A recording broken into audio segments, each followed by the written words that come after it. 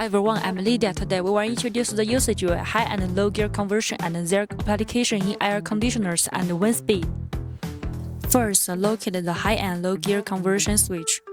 In low gear model, press the button after the vehicle has come to complete stop and switch it into neutral.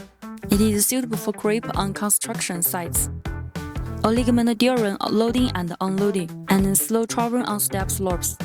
High-speed model.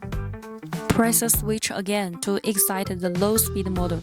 Restore normal driving model suitable for regular road driving. Note: do not switch models while driving. Both the air conditioner and the wind speed can be adjusted by turning the switch as needed. If you want to learn more about car usage tips, remember to follow Mongshu off-road vehicle to unlock more practical function.